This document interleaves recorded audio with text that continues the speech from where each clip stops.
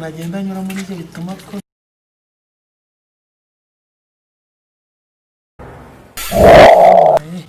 ariko ibyo umuntu agenda anyura muri byo bituma akomera.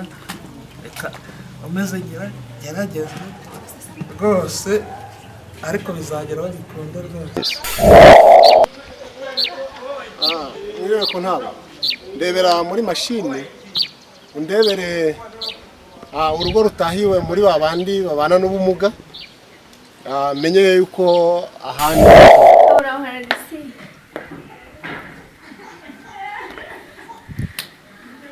makuru